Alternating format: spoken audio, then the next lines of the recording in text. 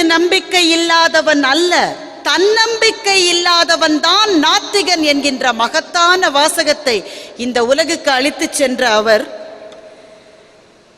அவருடைய வாழ்க்கையை பற்றி நீங்க அங்கங்க படிச்சிருப்பீங்க. ஆனா ரொம்ப முக்கியமா நீங்க தெரிஞ்சுக்க வேண்டிய விஷயம் என்னன்னா, அந்த செப்டம்பர் 11, 1893ஆம் வருஷம் சிகாகோவில் அந்த மாநாட்டில் சுவாமி உரையாற்றியதை பற்றி நீங்க எல்லாரும் கேள்விப்பட்டிருப்பீங்க.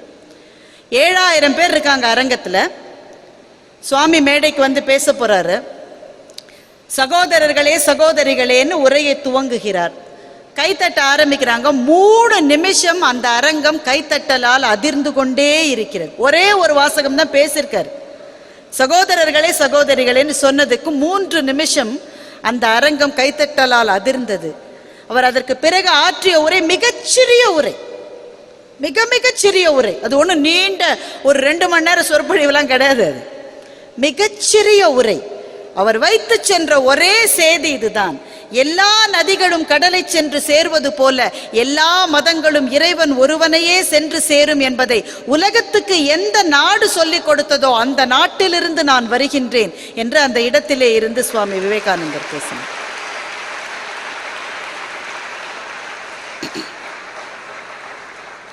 அவருக்கு ஆதர்சமாக இருந்த ராமகிருஷ்ண பரமஹம்சரையும் அன்னை சாரதையையும் நான் நினைத்து பார்க்கிற போது, அன்னை சாரதையை பார்க்கிற போது சக்தி என்கின்ற ஒரு வார்த்தை தான் என் மனசுக்குள்ளே வந்தது. அதனால்தான் என்னுடைய தலைப்பை சக்தி என்று நான் கொடுத்தேன்.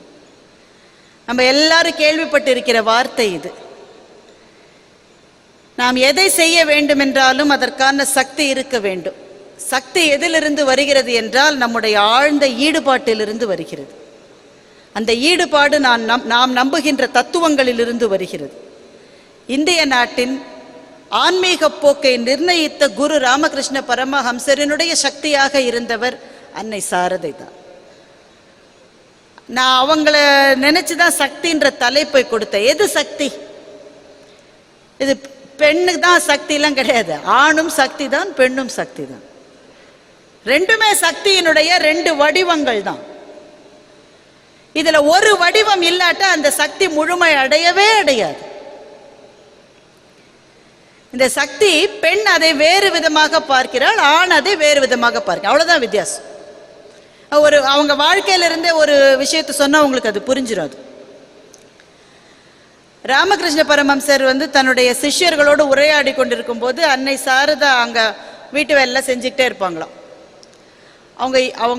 அவங்க அவ்வளவு பெரிய நிலைக்கு வந்த பிறகும் வீட்டு வேலையை முழுக்க அவங்க தான் ஈடுபட்டிருக்காங்க. அவங்க அப்படியே நடந்து போய்கிட்டே இருப்பாங்களாம். இவர் முக்கியமான கருத்துக்களை சொல்லுகிற போது திரும்பி பார்க்காவிட்டால் கூட அன்னை சாரதை அதற்கு எப்படி ரியாக்ட் பண்றாங்கன்றதை உள்வாங்கி கொண்டே இருப்பாராம் பரமஹம்சர். ஒரு முறை அவர் நண்பர் சிஷ்யர்களோடு பேசி கொண்டிருந்த போது சொன்னார், அன்னைக்கு சாரதை சமையல் வேலையில எதையோ சலிக்கிறாங்க. நீங்க அதை பார்த்துருக்கீங்களா? முரத்துல சலிப்பாங்க, பார்த்துருக்கீங்களா? நீங்களாம் ஆம்பளை பசங்க தான் தலையாடுறாங்க, பொம்பளை பிள்ளைங்க எதுவுமே தலையாடல.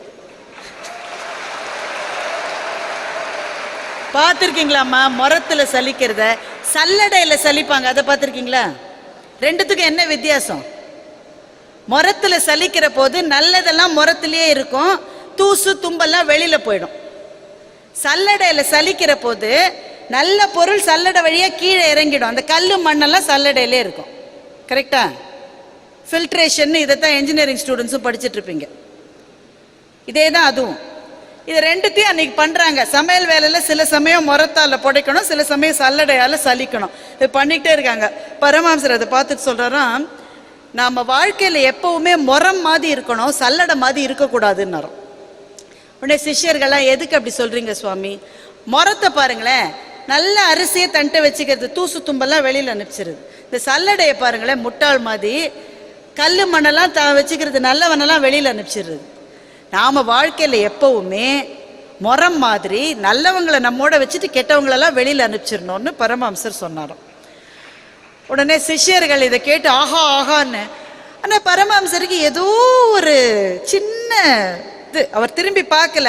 ஆனா அவருக்கு தெரியுது இதை அன்னை சாரதை இதை ஒத்துக்கிட்ட மாதிரி அவருக்கு அந்த வைப்ஸ் கிடைக்கல, அந்த ஃபீலிங் கிடைக்கல. உடனே திரும்பி பார்த்து அன்னையை கேட்கிறாரு, நீ என்ன சொல்ற இதை பத்தி அப்படின்னு கேட்கிறாரு. அவர் என்ன சொன்னாலும் முகமலர்ச்சியோடு அதற்கு புன்னகை மூலம் ஆமோதிப்பு சொல்லுகிற சாரதை அன்றைக்கு புன்னகைக்கவில்லை. சாரதா தேவி புன்னகைக்கல.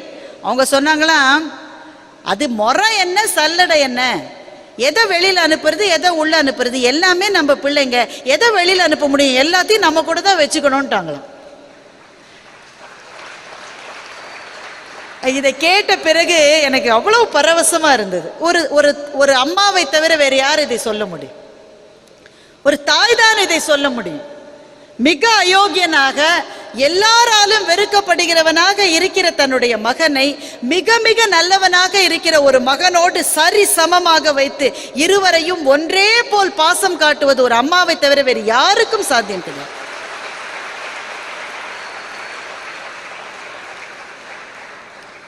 அந்த தாய்மை அதனுடைய உச்சகட்ட பெருமைதான். அதைத்தான் நான் சக்தி என்று நம்புகின்றேன். அதிலிருந்து தான் அவளுக்கு சக்தி வருகிறது. நீங்களே யோசிச்சு பாருங்களேன், உங்க அம்மா வீட்டில் எவ்வளவு வேலை செய்யறாங்க, உங்க ஒவ்வொருவரின் அம்மாவும் எவ்வளவு வேலை செய்யறாங்க. அப்பாக்களினுடைய வேலைக்கு ரிட்டையர்மெண்ட் உண்டு, அம்மாக்களினுடைய வேலைக்கு ரிட்டையர்மெண்ட்டே கிடையாது. கடைசி மட்டும் ரிட்டையர்மெண்ட் கிடையாது. இது அப்பா ரிட்டையர் ஆகிட்டு வந்தா வேலை 2 மடங்கு ஆகிடும் அம்மாவுக்கு. அந்த ஆள் ஆஃபீஸ்க்கு போயிருந்தா ஒரு 8 மணி நேரம் தொல்லை இல்லாமல் இருக்கும். ரிட்டையர் ஆகி வந்துட்டு ஃபுல் டே எங்கேஜ்டு. எங்கிருந்துங்க அந்த சக்தி வருது? அவங்கள பார்த்தா என்ன பயங்கரமாக சாப்பிட்டு நல்ல ஜிம்முக்கெல்லாம் போய் உடம்பை தேத்தி காலையில் வாக்கிங் போய் அப்புறம் நியூட்ரிஷியஸ் ஃபுட்டு அந்த கேலரியை எண்ணி சாப்பிடுவாங்களே, அப்படி இல்லாமல் சாப்பிட்றாங்க நம்ம அம்மாக்கள். பாதி சமயம் நீங்கள் காலேஜ் போகும்போது குடிச்சிட்டு பாக்கி வச்சுட்டு போன ஒரு ஒரு அரை டம்ளர் பாலை தானே சாப்பிட்றாங்க. நீங்கள் உங்களுக்கு ஒரு இட்லியை கொடுப்பாங்க, இன்றைக்கும் இட்லியா நீ விளங்கவே மாட்டேன்னு திட்டிட்டு அப்படியே பாக்கி வச்சுட்டு போகிறீங்கல்ல, நின்ன மாத்திரத்தை அதில் வாயில் போடுறாங்களே, அவ்வளோதான். ஏன்னா அதையும் வேஸ்ட் பண்ணக்கூடாது அப்படின்னு அவங்களுக்கு ஒரு முட்டாள்தனமான ஒரு எண்ணம், அவ்வளவுதான். எங்கிருந்து அந்த சக்தி வருகிறது? நீங்க சாரதா தேவியினுடைய படத்தை பார்க்கிற போது அவ்வளோ ஃப்ரேம், சக்தியே இல்லாத ஒரு பெண் மாதிரி இருக்கும். ஆனா அவர்களுடைய ஒரு நாளினுடைய ஸ்கெட்யூலை கேட்டா நமக்கு தலையே சுத்திடும். 3 மணிக்கு எழுந்துப்பாங்களாம். மதியம் 1 மணி நேரம் படுக்கும் போதும் சிஷ்யர்கள் விடாம சுத்தி நின்றுட்டு அம்மா இது என்ன பண்ணுறது, அம்மா இது என்ன பண்ணுறதுன்னு கேள்வி கேட்டுக்கிட்டே இருப்பாங்களாம். பிறகு இரவு 11 மணி வரை உழைப்பு உழைப்பு உழைப்பு. எங்கிருந்து வருகிறது அந்த சக்தி? ஒரே ஒரு விஷயந்தாங்க, நாம் செய்கிற வேலை படிக்கிறதா, வீட்டு வேலையா, பெருக்கிற வேலையா, கம்ப்யூட்டர்ல வேலையா, கன்ஸ்ட்ரக்ஷன் சைட்ல என்ன வேலை, டீச்சர் வேலை, என்ன வேலை வேணா இருக்கட்டும், இந்த வேலை நமக்கு கடவுளால் கொடுக்கப்பட்ட ஒரு பணி. இந்த பூமியில் வாழ்வதற்காக நாம் செலுத்த வேண்டிய ஒரு வாடகை.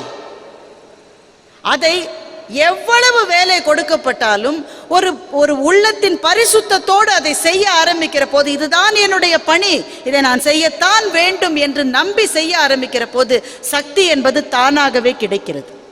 இதுதான் அன்னை சாரதா நமக்கு சொல்லுகிற மகத்தான தத்துவம் என்று நான் நினைக்கின்றேன். செய்யற போது 1008 பிரச்சனைகள் நமக்கு வரும். 1008 பிரச்சனைகள் வரும். அன்னை சாரதா அவனுடைய வாழ்க்கையிலே எனக்கு ரொம்ப பிடிச்ச ஒரு கதை உண்டு. அவங்க தட்சிணேஸ்வரத்தில் இருக்கிற போது சிஷ்ய கொடிகள்லாம் காலில் விழுந்து வணங்கி அவங்கள அப்படியே ஒரு பெரிய மாதாவினுடைய லெவலில் வச்சுருப்பாங்க.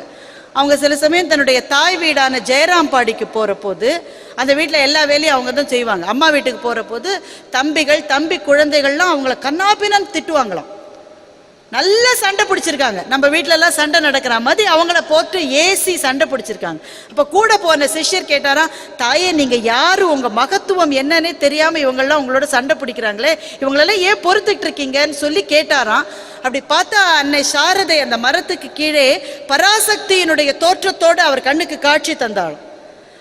அன்னை சாரதை சொல்ற, இந்த உலகம் இப்படித்தான் இருக்கும், சண்டைகள் இருக்கும், பூசல்கள் இருக்கும், பிரச்சனைகள் இருக்கும். இதுக்கு நடுவுல உன்னால உன்னுடைய வேலையை எவ்வளவு சிறப்பாக செய்கிறதோ அதை செய்து முடிச்சுட்டு போயிட்டே இருக்கணும், இவ்வளவுதான் வாழ்க்கை என்று அன்னை சாரதை சொன்னதை அவர் பதிவு செய்திருக்கின்றார். அவ்வளவுதான், அவ்வளவேதான். நம்ம சுத்தி இருக்கிற சண்டைகளை, அதுவும் இந்த இளமை பருவத்தில் உங்களோட வேலை என்ன, நீங்க படிக்க வேண்டியது, அடுத்த கட்டத்துக்கு போக வேண்டியது, அதை செய்ய முடியாதபடி ஏகப்பட்ட தடைகள் வரும். இங்க எல்லாருமே இங்க பள்ளி மாணவர்கள் இருக்கிறீர்கள், இருந்தாலும் நீங்கள் வளர்ந்து வருகிற குழந்தைகள். உங்ககிட்ட ஒளிவு மறைவில்லாமல் பேசத்தான் நான் இங்கே வந்திருக்கிறேன். சும்மா வார்த்தை ஜாலங்களை சொல்லிவிட்டு போவது என்னுடைய வேலை என்று நான் நம்பவில்லை. ஒளிவு மறைவில்லாமல் உங்களிடம் பேச வந்திருக்கிறேன். உங்களுடைய வேலையை செய்வதிலே உங்களுக்கு இருக்கிற தடைகள் 2. மிகப்பெரிய ஒரு தடை அலட்சியம். 2வது தடை வெளி உலகத்திலிருந்து வருகிற அந்த கவர்ச்சிகள். இது 2 தான். அலட்சியம்னா எல்லாத்திலையும் அலட்சியம், எல்லாத்திலையும் அலட்சியம். முதல்ல அம்மாவை பார்த்தா ஒரு அலட்சியம் உண்டு. சும்மா இல்லைன்னா தலையெல்லாம் ஆட்டாதீங்க, எனக்கு தெரியும். அம்மாவை பார்த்தா பயங்கரமான அலட்சியம். ஒரு பையன் சொல்கிறான், எங்கள் அப்பா எங்கள் அம்மாவுக்கு ஒரு செல்ஃபோன் வாங்கி கொடுத்துருக்காருடா மச்சான், சுத்த வேஸ்ட்டுடா. அந்த ஃபோனில் பச்சை பட்டனை அமுத்தி பேசணும்னு எங்கள் அம்மாவுக்கு சொல்கிறதுக்கே 2 நாள் ஆச்சு எனக்கு.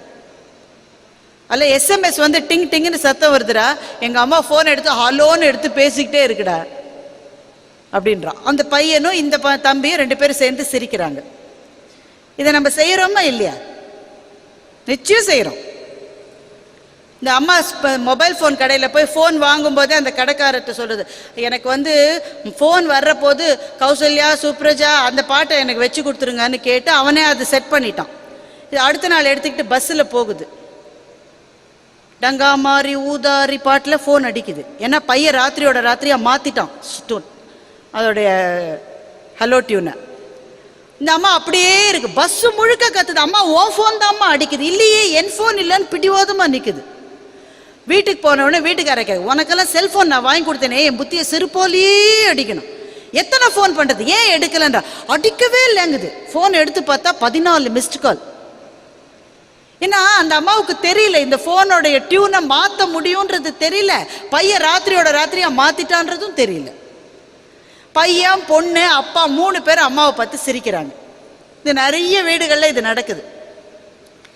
அம்மா காலையில் வந்து என்னம்மா உப்புமா கட்டடா, நீ எதுவுமே கட்ட வேணாம், நீ சும்மா இருந்தால் நான் நிம்மதியாக இருப்பேன் சொல்கிறோமா இல்லையா?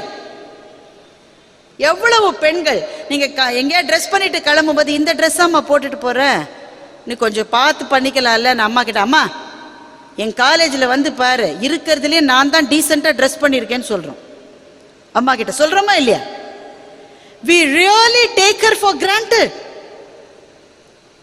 இந்த அலட்சியம் இருக்கிறதே, அதுதான் இளைஞனுக்கு இருக்கிற மிகப்பெரிய முதல் தடை. அதுதான் ஆசிரியரை பார்த்தா ஒரு அலட்சியம், நல்ல விஷயங்கள் நல்ல இலக்கியங்கள் யார் நல்ல வார்த்தை சொன்னாலும் நமக்கு கடுப்பாவே இருக்குது. இந்த அலட்சியம் தான் முதல் டெட்டரண்ட். என்ன அலட்சியமா இருக்கலாம், ஒன்றும் தப்பு இல்லை. எல்லாம் இப்போ புத்தி சொல்றவங்க எல்லாரும் அவங்களோட இளமையில அலட்சியமா இருந்தவங்க தான். நல்ல புத்தி சொல்றவங்களுடைய காலேஜ் டேஸை நீங்க தேடி போய் பார்த்தீங்கன்னா அவங்களும் அலட்சியமா தான் இருந்திருப்பாங்க. என்ன நீங்க கரெக்ட் பண்ணிக்கிறதுக்குள்ள காலம் கைமீறி போய்விடும். இப்போ எனக்கெல்லாம் ரொம்ப ஆசையா இருக்கு, எங்க அம்மாவை கூப்பிட்டு நான் உன்னை அலட்சியமா நடத்தினதுக்கெல்லாம் மன்னிப்பு கேட்டுக்கிறேம்மா, தப்பா எடுத்துக்காதம்மா, நான் தெரியாம அப்படி நடந்துட்டேம்மா, I love you so much, எனக்கு உன்னை ரொம்ப பிடிக்குமான்னு சொல்லணும்னு ஆசையா இருக்கு. எங்க அம்மா இப்ப இல்லை, சொல்ல முடியாது, இனிமே எனக்கு வாய்ப்பே இல்லை. உங்களுக்கு எல்லாம் வாய்ப்பு இருக்கு, அம்மா இருக்காங்க பக்கத்துல.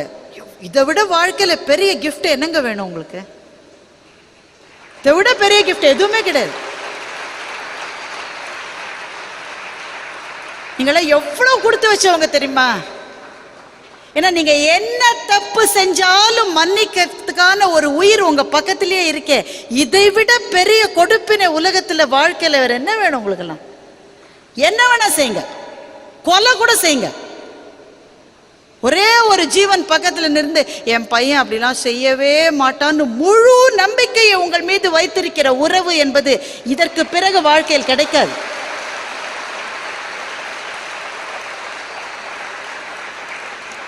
அலட்சியப்படுத்தாதீங்க, உறவுகளை அலட்சியப்படுத்தாதீங்க.